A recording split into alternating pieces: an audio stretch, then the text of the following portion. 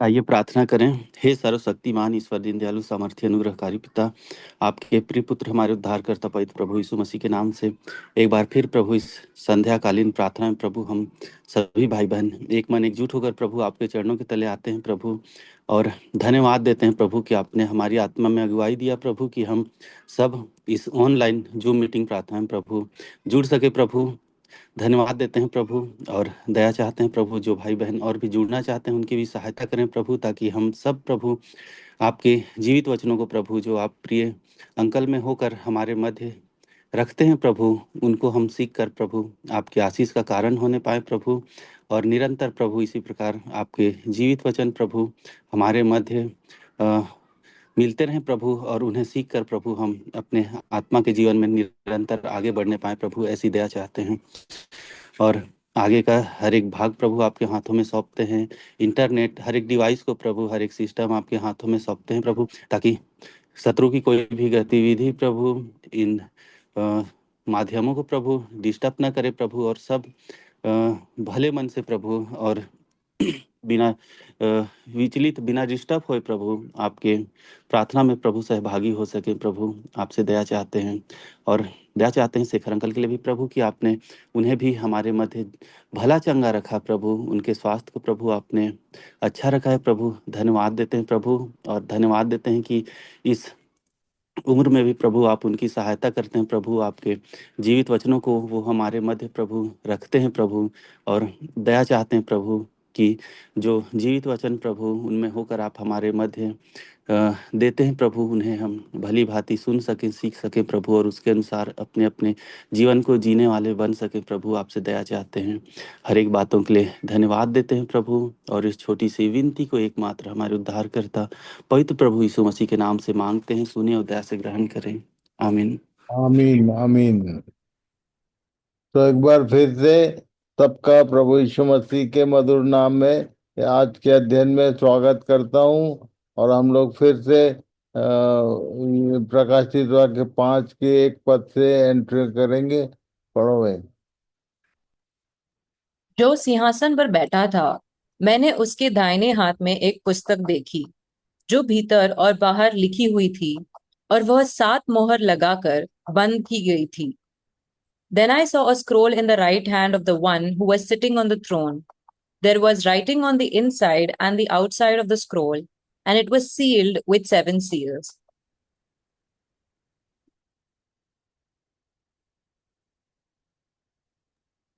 Daniel का 12 उसका 8। यह बात मैं सुनता तो था, परंतु कुछ ना समझा। तब मैंने कहा, हे मेरे प्रभु, इन बातों का अंतफल क्या होगा? उसने कहा, हे दानिय्येल, चला जा, क्योंकि ये बातें अंत समय के लिए बंद हैं, और इन पर मुहर दी हुई है। बहुत लोग तो अपने अपने को निर्मल और उजले करेंगे और स्वच्छ हो जाएंगे, परंतु दुष्ट लोग दुष्टता ही करते रहेंगे, और दुष्टों में से कोई ये बातें न समझेगा, परंतु जो बुद्धिमान है वे ही समझेंगे। तो प्रभु सहायता करे। इस अध्ययन का जो मूल जो बेसिक लाइन है वो यहाँ लिखा है कि बोला कि बहुत लोग तो अपने को निर्मल और उजले करेंगे। मतलब इन सब बातों को समझने के बाद, सुनने के बाद, इन सब बातों का ज्ञान होने के बाद जो भय उत्पन्न होता है वो हमको निर्मल और उजले होने में सहायता करता है। और इसलिए प्रभु सहायता करे कि हम इन सब बातों को ठीक ठीक समझें और सही मायने में परमेश्वर का भय हमारे जीवनों को तैयार करने में सहायता करें। Read it. Daniel chapter 12, verses 9 to 10. But he said, Go now, Daniel, for what I have said is kept secret and sealed until the time of the end. Many will be purified, cleansed, and refined by these trials, but the wicked will continue in their wickedness, and none of them will understand. Only those who are wise will know what it means. Daniel 9 का 24। तेरे लोगों और तेरे पवित्र नगर के लिए, for your people and your holy city. ये जब जिब्राइल ने दानियल को दर्शन की बातें बोलना शुरू किया तो सबसे पहले शुरू किया तेरे लोगों और तेरे पवित्र नगर के लिए।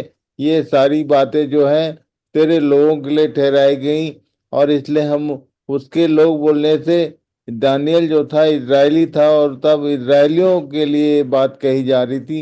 और तब इजराइल का जो मूल पुरुष है, वहां से हम आज शुरू करेंगे कुछ बातों को समझने के लिए कि आखिर ये सारे इवेंट क्यों परमेश्वर ने ठहराए इनके लिए।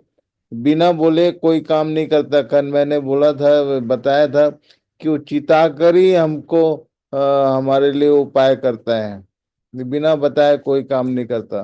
पढ़िए। यशाया का 51 उसका 2। अपने मूल पुरुष इब्राहिम और अपनी माता सारा पर ध्यान करो। जब वह अकेला था तब ही से मैंने उसको बुलाया और आशीष दी और बढ़ा दिया। Yes, think about Abraham, your ancestor, and Sarah, who gave birth to your nation. Abraham was only one man when I called him, but when I blessed him, he became a great nation. ये हिंदी में लिखा है, उसको मैंने आशीष दी, बुलाया, आशीष दी और बढ़ा दिया। पर इंग्लिश में ज्यादा बेटर है। ये बोलता है कि मैं उनको आशीष दी, I blessed him, I called him, I blessed him, he became a great nation. एक राष्ट्र के रूप में उनको, उसके वंश को उसने स्थापित किया। और तब उसने उसके अपने उसके वंश के विषय में क्या क्या बोला था। परमेश्वर ने इब्राहिम से ही, इब्राहिम ही वो व्यक्ति है जिससे उसने वाचा बांधा। और वाचा बांधा तो उसने क्या बोला था देखेंगे। Covenant of Natural Exile.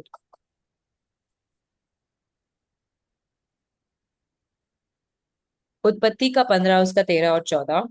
तब यहोवा ने अब्राहम से कहा, यह निश्चय जान कि तेरे वंश पराए देश में परदेशी होकर रहेंगे और उसके देश के लोगों के दास हो जाएंगे, और वे उनको 400 वर्ष लो दुख देंगे।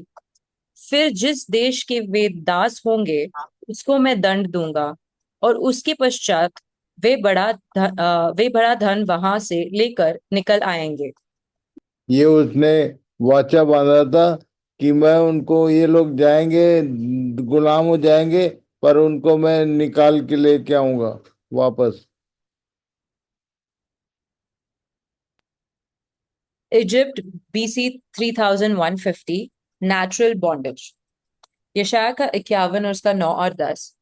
यहोवा की भुजा जाग, जाग और बल धारण कर, जैसे प्राचीन काल में और बीते हुए पीढ़ियों में, वैसे ही अब भी जाग।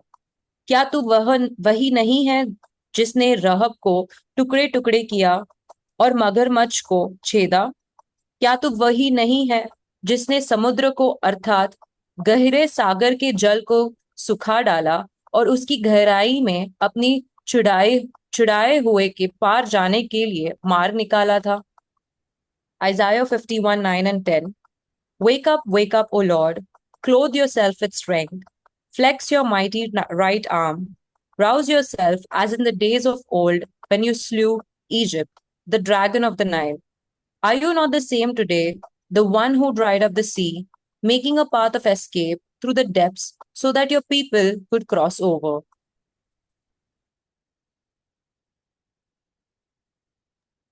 Redemption from natural exile as per covenant.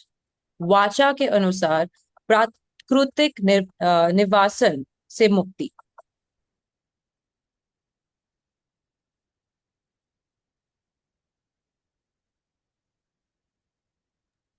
Exodus, that is निर्गमन का 12 उसका 40 और 41। मिस्र में बसे हुए इजरायलियों को 430 वर्ष बीत गए थे, और उन 430 वर्षों के बीतने पर ठीक उसी दिन यहोवा की सारी सेना मिस्र देश से निकल गई। Exodus chapter 12, 40 and 41. The people of Israel had lived in Egypt for 430 years. In fact, it was on the last day of the 430th year that all the Lord's forces left the land. On this night, the Lord kept his promise to bring his people out of the land of Egypt.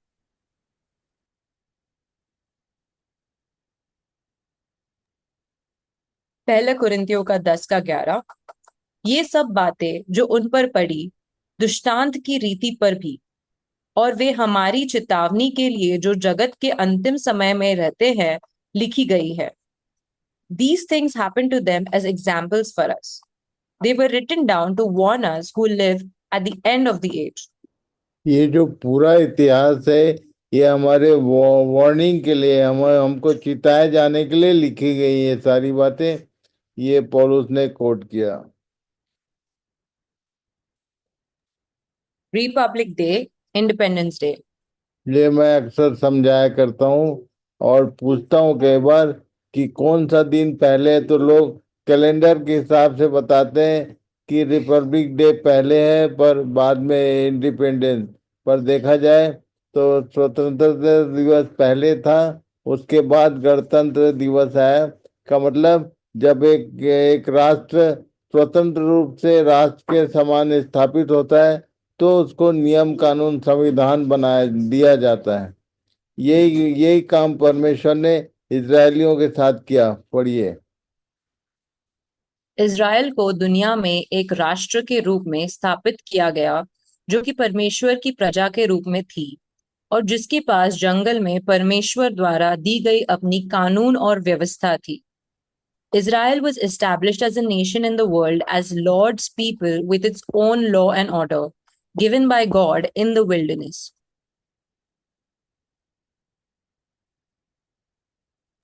और जो rule regulation दिया गया उसमें से कुछ कुछ बातें जो हैं वो मैं ध्यान दिलाना चाहता हूँ. जो भी इवेंट्स हो रहे हैं, जो व्यवस्था दी गई थी लिखित में, उसी के कारण ये लोग उन सारी स्थितियों के कारण बने. पढ़िए. व्यवस्था विवरण 7वां अध्याय 7 और 8वां वचन. यहोवा ने जो तुमसे स्नेह करके तुमको चुन लिया, इसका कारण यह नहीं था कि तुम गिनती में और सब देशों के लोगों से अधिक थे, किंतु तुम तो सब देशों के लोगों से गिनती में थोड़े थे.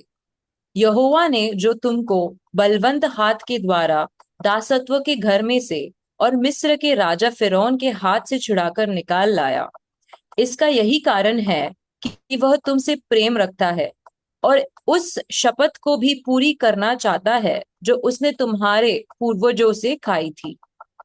Deuteronomy chapter 7 verses 7 and 8. The Lord did not set his heart on you and choose you because you are more numerous than the other nations, for you were the smallest of all nations. Rather, it was simply that the Lord loves you, and he was keeping the oath he had sworn to your ancestors. That is why the Lord rescued you with such a strong hand from your slavery and from the oppressive hand of Pharaoh, king of Egypt.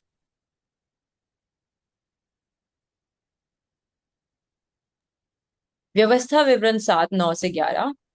इसलिए जान रख कि तेरा परमेश्वर यहोवा ही परमेश्वर है. वह विश्वास योग्य ईश्वर है और जो उससे प्रेम रखते हैं और उसकी आज्ञाएं मानते हैं उनके साथ वह 1000 पीढ़ी तक अपनी वाचा पालता और उन पर करुणा करता है. और जो उससे बैर रखते हैं वह उनके देखते उनसे बदला लेकर नष्ट कर डालता. इसीलिए इन आज्ञाओं, विधियों और नियमों को जो मैं आज तुझे चिताता हूं मानने में चौकसी करना. Deuteronomy 7 9 to 11. Understand therefore that the Lord your God is indeed God. He is the faithful God who keeps his covenant for 1,000 generations and lavishes his unfailing love on those who love him and obey his commands. But he does not hesitate to punish and destroy those who reject him. Therefore, you must obey all these commands, decrees, and regulations I am giving you today. उसने इन सब बातों को उनको लिख के दिया था.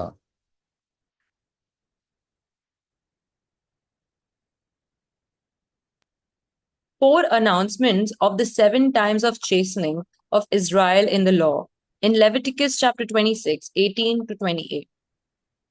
लय व्यवस्था 26 उसके 18 से 28 तक कुछ बातें उसने लिखी थी. 4 बार उसने रिपीट किया था. पढ़िए. और यदि तुम इन बातों के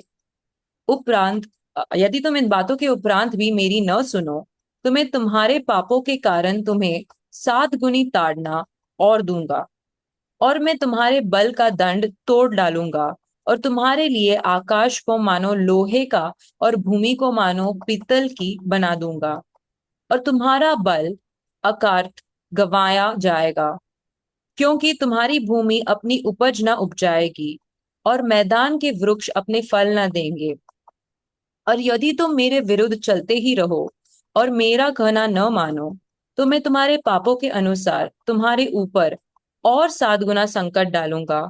और मैं तुम्हारे बीच वन पशु भेजूंगा, जो तुमको निवश करेंगे और तुम्हारे घरेलू पशुओं को नाश कर डालेंगे और तुम्हारी गिनती घटाएंगे, जिससे तुम्हारे सड़कें सूनी पड़ जाएंगी। फिर यदि तुम इन बातों पर भी मेरी ताड़ना से न सुधरो और मेरे विरुद्ध चलते ही रहो, तो मैं भी तुम्हारे विरुद्ध चलूंगा और तुम्हारे पापों के कारण मैं आप ही तुमको 7 गुना मारूंगा। तो मैं तुम पर एक ऐसी तलवार चलवाऊंगा जो वाचा तोड़ने का पूरा पूरा पलट लेगी। और जब तुम अपनी नगरों में जा जाकर इकट्ठे होगे, मैं तुम्हारे बीच मेरी फैलाऊंगा और तुम अपने शत्रुओं के वश में सौंप दिए जाओगे। और जब मैं तुम्हारे लिए अन्न के आधार को दूर कर डालूंगा, तब 10 स्त्रियां तुम्हारी रोटी एक ही तंदूर में पकाकर तौल तौल कर बांट देगी, और तुम खाकर भी तृप्त न होगे। फिर यदि तुम इसके उपरांत भी मेरी न सुनोगे और मेरे विरुद्ध चलते ही रहोगे, तो मैं अपने न्याय में तुम्हारे विरुद्ध चलूंगा और तुम्हारे पापों के कारण तुमको 7 गुनी ताड़ना और भी दूंगा। Leviticus chapter 26, 18 to 28. And if in spite of all this you still disobey me, I will punish you 7 times over for your sins. I will break your proud spirit by making the skies as unyielding as iron and the earth as hard as bronze. All your work will be for nothing, for your land will yield no crops and your trees will bear no fruit. If even then you remain hostile toward me and refuse to obey me, I will inflict disaster on you 7 times over for your sins. I will send wild animals that will rob you of your children and destroy your livestock. Your numbers will dwindle and your roads will be deserted. And if you fail to learn the lesson and continue your hostility toward me, then I myself will be hostile towards you. I will personally strike you with calamity 7 times over for your sins. I will send armies against you to carry out the curse of the covenant you have broken. When you run to your towns for safety, I will send a plague to destroy you there, and you will be handed over to your enemies. I will destroy your food supply so that 10 women will need only one oven to bake bread for their families. They will ration your food by weight, and though you have food to eat, you will not be satisfied. If, in spite of all this, you will still refuse to listen and remain hostile toward me, then I will give full vent to my hostility. I myself will punish you 7 times over for your sins.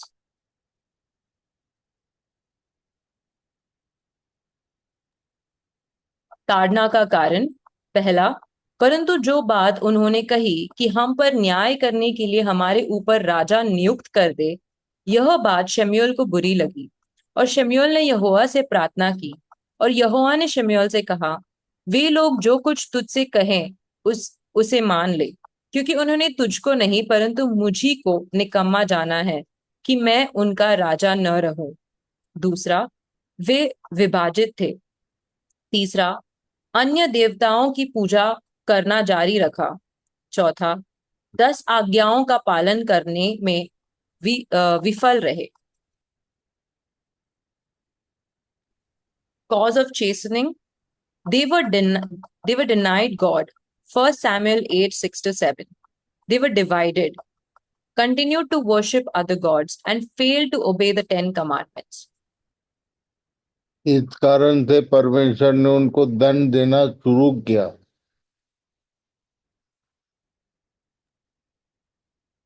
लूका 21 उसका 22।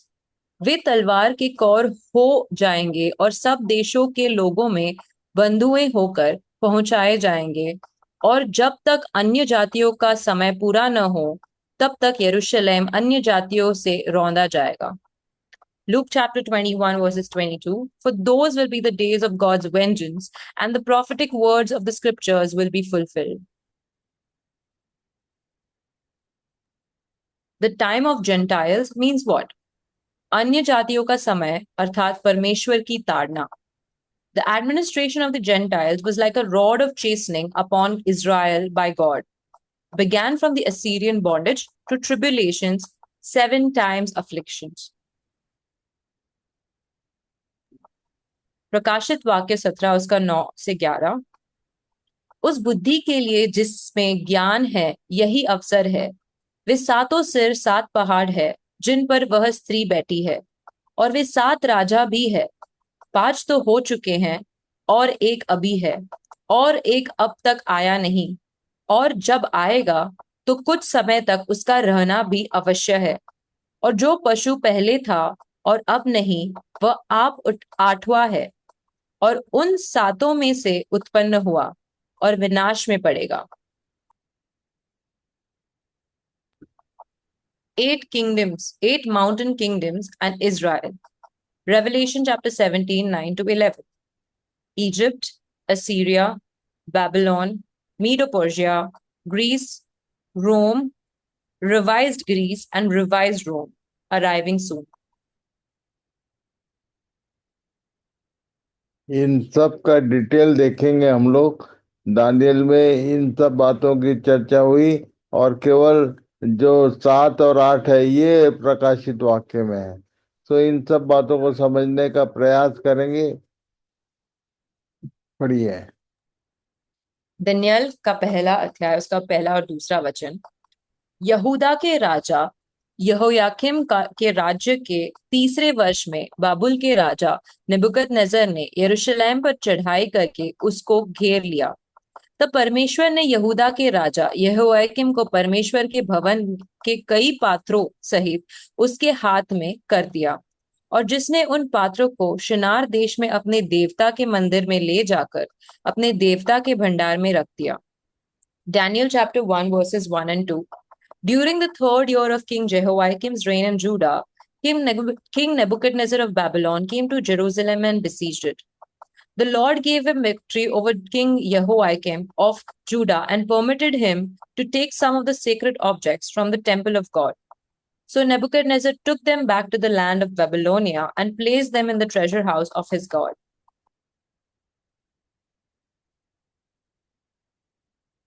इसका कारण अभी तक हमने देखा कि आखिर ये बाबुल की बंधुआई में क्यों गए, कैसे गए. इन सब बातों को मनन कीजिए तो आगे की बातें समझ में आएंगी. एक मुख्य बात यहाँ पर ध्यान देने का है. पढ़िए. लूका का 16 उसका 8. इस संसार के लोग अपने समय के लोगों के साथ रीति व्यवहार में ज्योति के लोगों से अधिक चतुर है. Luke chapter 16 verse 8. And it is true that the children of this world are more shrewd in dealing with the world around them than are the children of light. How? ये एक उदाहरण यहाँ पर है. ये संसार के, हमारे प्रभु ने बोला लूका 16 में, इस संसार के लोग अपने समय के लोगों के साथ रीति व्यवहार में ज्योति के लोगों से अधिक चतुर हैं. इन सब बातों को सुनकर बहुत सारे लोग बोलते हैं कि हमको कैसे समझ में आएगा, हम तो अज्ञानी लोग हैं, हम मूर्ख लोग हैं. ऐसा मान के कई लोग इसको समझना नहीं चाहते. यहाँ पर एक लाइन बता दूं मैं. जब ये दानियल और उसके साथ जवानों को राजा ने नबूकदनेस्सर ने क्या किया था, पहले अध्याय में पढ़िए. दानियल पहला 3 से 5.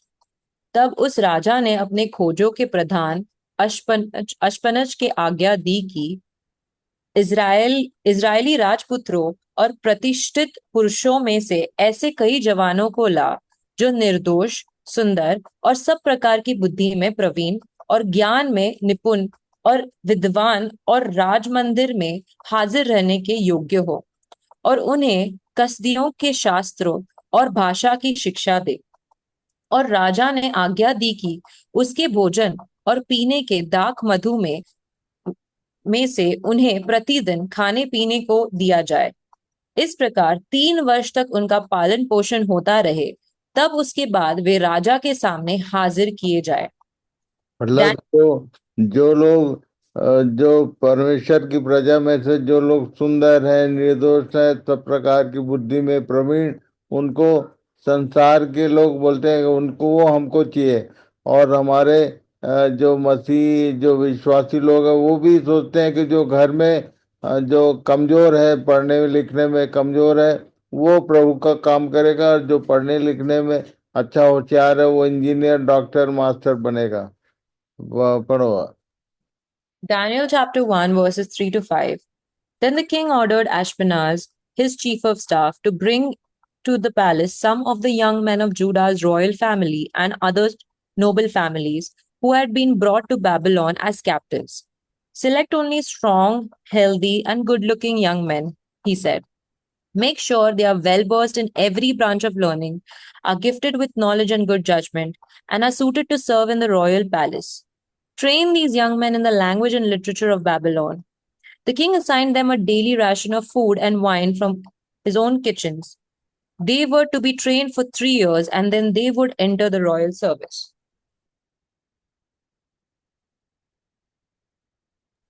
पर Daniel, वहाँ के जवानों में से जो जो जितने जवान गए उनमें से दानियल ने एक बात के काम किया, पढ़िए। Daniel पहला उसका 8 से 10। परंतु दानियल ने अपने मन में ठान लिया कि वह राजा का भोजन खाकर और उसके पीने का दाख मधु पीकर अपवित्र न होए। इसलिए उसने खोजों के प्रधान से विनती की कि उसे अपवित्र न होना पड़े। परमेश्वर ने खोजों के प्रधान के मन में दानियल के प्रति कृपा और दया भर दी, और खोजों के प्रधान ने दानियल से कहा, मैं अपने स्वामी राजा से डरता हूँ, क्योंकि तुम्हारा खाना पीना उसी ने ठहराया है। कहीं ऐसा ना हो कि वह तेरा मुंह तेरे संगी के जवानों से उतरा हुआ और उदास देखे और तुम मेरे सिर राजा के सामने जाके में डालो। But Daniel was determined not to defile himself by eating the food and wine given to them by the king. He asked the chief of staff for permission not to eat these unacceptable foods. Now, God had given the chief of staff both respect and affection for Daniel. But he responded, I am afraid of my lord the king, who has ordered that you eat this food and wine. If you become pale and thin compared to the other youths your age, I am afraid the king will have me beheaded. Specially जितने जवान सुन रहे हैं सबको बताना चाहता हूँ कि आज भी, आज के समय में भी ऐसे होता है। ये संसार का, ऑफिस का हमारे लिए ऑफर होता है कि हम इस संसार के सिस्टम में इन्वॉल्व हो जाएं। पर दानियल ने अपने मन में ठान लिया था, लिखा है कि वो इस अपवित्र ना हो और उसको अपवित्र ना होना पड़े। इसलिए being a good believer, young people, जितने जो जवान हैं, एक अच्छे विश्वासी की नहीं, इस संसार की बातों में कॉम्प्रोमाइज कभी मत करो। और तो उसका रिजल्ट मिला इन लोगों को, पढ़िए। दानियल का पहला उसका 11 से 16। तब दानियल ने उस मुखिया से, जिसको खोजों के प्रधान ने दानियल, हननाया, मिशेल और अजरिया के ऊपर देखभाल करने के लिए नियुक्त किया था, कहा, मैं तेरी विनती करता हूँ, अपने दासों को 10 दिन तक जांच, हमारे खाने के लिए साग पात और पीने के लिए पानी ही दिया जाए। फिर 10 दिन के बाद हमारे मुंह और जो जवान राजा को भोजन खाते हैं उनके मुंह को देख, और जैसे तुझे देख पड़े उसी के अनुसार अपने दासों से व्यवहार करना। उसकी यह विनती उसने मान ली और 10 दिन तक उनको जांचता रहा। 10 दिन के बाद उनके मुंह राजा के भोजन के खाने वाले सब जवानों से अधिक अच्छे और चिकने देख पड़े। तब वह मुखिया उनके भोजन और उनके पीने के लिए ठहराया हुआ दाख मधु दोनों छुड़ाकर उनको सागपात देने लगा। Daniel chapter 1 verses 11 to 16. Daniel spoke with the attendant who had been appointed by the chief of staff to look after Daniel, Hananiah, Mishael, and Azariah. Please test us for 10 days on a diet of vegetables and water. Daniel said, at the end of 10 days, See how we look compared to the other young men who are eating the king's food. Then make your decision in light of what you see. The attendant agreed to Daniel's suggestion and tested them for 10 days. At the end of the 10 days, Daniel and his three friends looked healthier and better nourished than the young men who had been eating the food assigned by the king. So after that, the attendant fed them only vegetables instead of the food and wine provided for the others.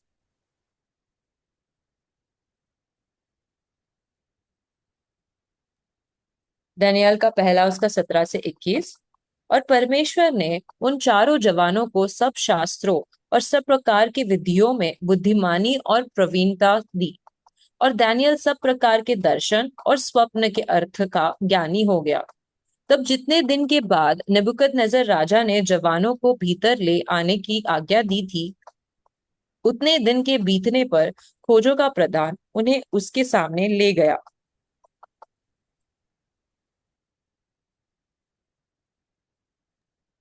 Daniel chapter 1 verses 17 to 21.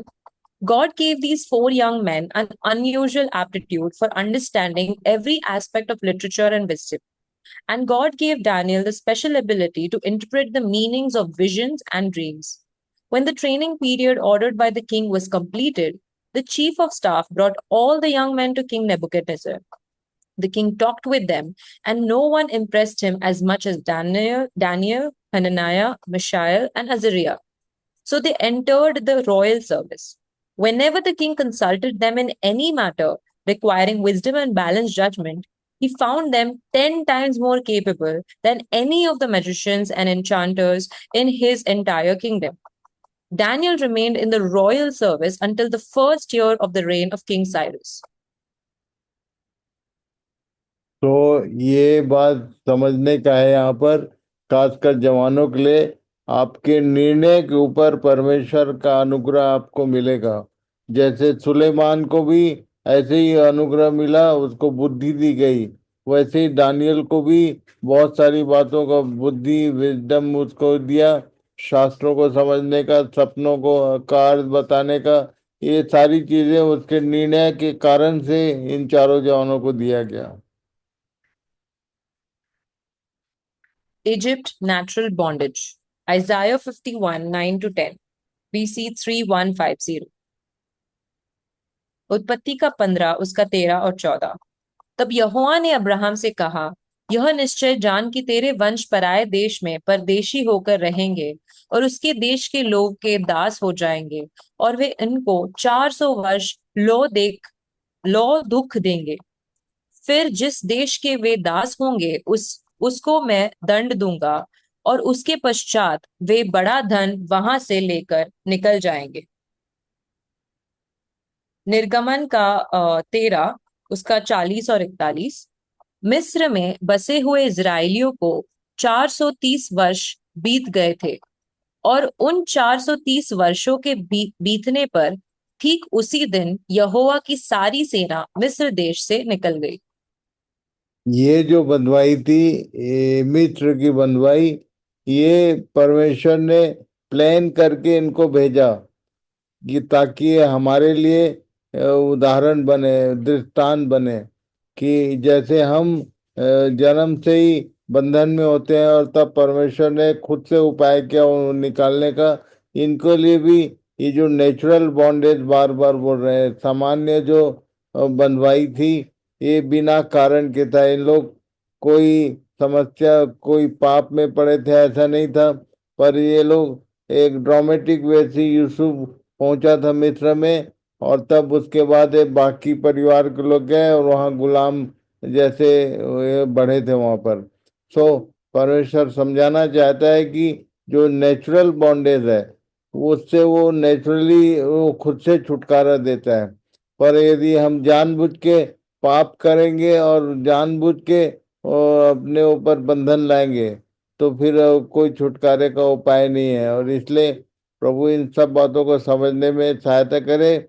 Next 2 दिन हमारे पास है, इन सब बातों को ठीक ठीक ध्यान कीजिए, और फिर से इसके आगे की बातों को फिर हम लोग नेक्स्ट मंडे फिर देखेंगे। तो प्रभु सबकी सहायता करे, एक दूसरे की सहायता करते हुए एक दूसरे को खुद भी सीखिए, दूसरों को भी सीखने में सहायता कीजिए। ये मेरी सबसे विनती है। तो फिर से हम लोग प्रार्थना करेंगे। Is pastor is there? Yes, yes, Shalom. Hallelujah. चलो Praise play be to pray. Jesus. Thank you, Lord. ताली प्रेमी पिता, धन्यवाद करते हैं आपका इस सुंदर दिन के लिए प्रभु। आप लगातार प्रभु इस साल की शुरुआत से हमें चेताते आए हैं प्रभु कि किस तरह से हमने अपने आप को तैयार करना है, अपने आप को तैयार करके प्रभु अपने इर्द गिर्द के लोगों को भी तैयार करवाना है प्रभु। तो यहाँ धन्यवाद देते हैं सहायता करने के लिए प्रभु, ऐसे बाइबल के अध्ययन से प्रभु, जैसे हम इकट्ठा मिलकर प्रभु आपके वचनों को जानते हैं, शास्त्रों को जानते हैं प्रभु, इसके लिए आपका धन्यवाद करते हैं। आपके जन के लिए प्रभु, शेखर भैया के लिए प्रभु, ये काबिलियत देने के लिए आपका आपका धन्यवाद करते हैं प्रभु। धन्यवाद करते हैं जिस तरह से आप उनका उपयोग कर रहे हो प्रभु। हम आपके लिए आपके पास प्रार्थना करते हैं प्रभु। विनती है हमारी प्रभु कि आप भैया को और प्रभु ताकत दे, अच्छा स्वास्थ्य दे प्रभु, ताकि हमारे जैसे सैकड़ों हजारों लाखों करोड़ों लोग प्रभु उनके उस आपके उस वचन को प्रभु समझ सके उनके माध्यम से। आपका धन्यवाद करते हैं प्रभु आपके इस जन के लिए, जिसको आपने प्रभु बुद्धि दी, समझ दी।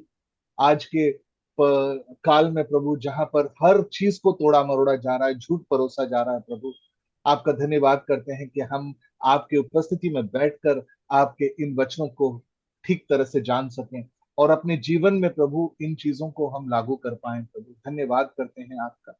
धन्यवाद करते हैं प्रभु सभी के लिए जो आपने ये निमंत्रण दिया है प्रभु कि हम इस अध्ययन में जुड़ सकें। हमें हमारी सहायता कर प्रभु कि हम केवल सुनने वाले ना बने प्रभु।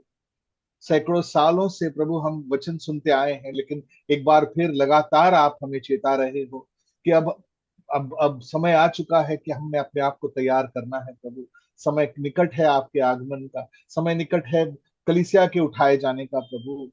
सहायता कर हमारी सबकी, सबकी आंखें खुलने दे प्रभु, सबका सब सब जाग जाने दो प्रभु, कि हम जान पाए कि अभी और समय नहीं है हमारे पास कोई दूसरा उपाय नहीं है सिवाय तैयार होने के। धन्यवाद करते हैं प्रभु। सहायता कर प्रभु उन लोगों की प्रभु जो आज जुड़ नहीं पाए और प्रभु काफी समय से जुड़ नहीं पा रहे हैं प्रभु। सहायता कर प्रभु ताकि वो भी जुड़ पाए और रोज आपके वचन में बने रहकर प्रभु अपने आप को तैयार कर सके। धन्यवाद करते हैं प्रभु इस परिवार के लिए। आपने अलग अलग जगहों पर से प्रभु हमको सबको बुलाकर इस अध्ययन में एक भाग होने हिस्सा बनने का प्रभु एक मौका दिया। धन्यवाद करते हैं आपका प्रभु। धन्यवाद करते हैं सभी के लिए प्रभु जो आज जुड़ पाए।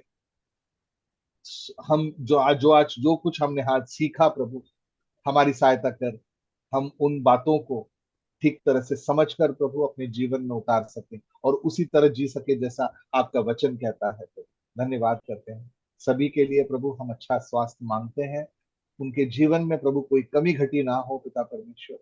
और प्रभु समय दे ताकि हम सबको प्रभु आपके वचन में बढ़ने का और इन जो बातें हमने आज सीखी हैं प्रभु, या इस सप्ताह भर हमने जो सीखा है प्रभु, उसको हम 2 दिनों में, जो अगले 2 दिन हमारे पास हैं प्रभु, जब क्लास फिर से शुरू होगी तब तक प्रभु हम इन बातों में बढ़ते जाएं और अपने आप को दृढ़ करते जाएं प्रभु। धन्यवाद करते हैं इस मौके के लिए और धन्यवाद करते हैं आपके जन शेखर भैया के लिए प्रभु। धन्यवाद प्रभु। ये प्रार्थना हम यीशु मसीह नाजरीन के नाम में करते हैं, आमीन। आमीन। तो गॉड ब्लेस यू ऑल। प्रभु सबको आशीष दे, सबको समझ प्रदान करे। Shalom. Shalom shalom Shalom. Shalom. Shalom. Shalom, brother. Shalom all. God bless. Shalom. God bless. James, thank you.